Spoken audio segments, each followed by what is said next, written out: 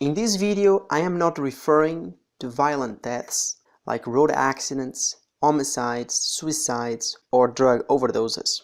I'm referring to natural cause of sudden death. The chance of dying suddenly depends on your age and your preconditions. Sudden cardiac death is defined as a natural death in whom the time and the mode of death are unexpected. The term sudden in this context is defined as 1 hour or less between the precipitating event and the cardiac arrest itself.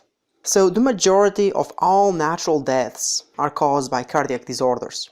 The magnitude of sudden cardiac death as a public health problem is highlighted by the estimate that around 50% of all cardiac deaths are sudden and unexpected.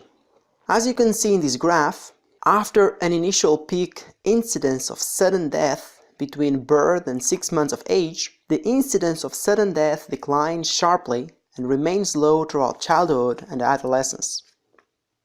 Among adolescents and young adults, the incidence of sudden cardiac death is approximately 1 per 100,000 per year.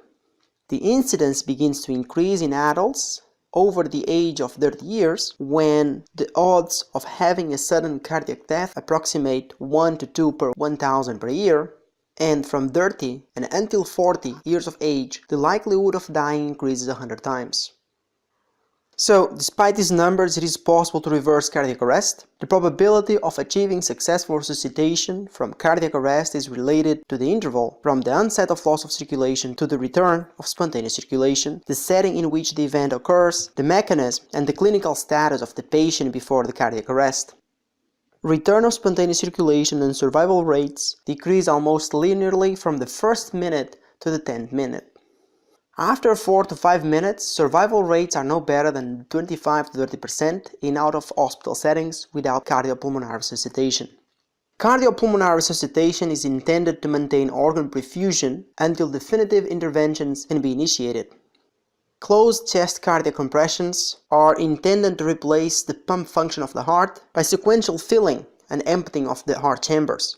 To perform chest compressions, the palm of one hand is placed over the lower sternum, with the heel of the other hand on the dorsum, the lower hand, and the sternum is depressed with the arms remaining straight at a rate of 100 compressions per minute, and sufficient force has to be applied to depress the sternum 4 to 5 centimeters, and relaxation should be abrupt. Until recently, providing ventilation of the lungs by mouth-to-mouth respiration was used if no specific rescue equipment was immediately available. However, ventilatory support during cardiopulmonary resuscitation has yielded evidence that continuous chest compressions, that is, hands-only cardiopulmonary resuscitation, results in better outcomes.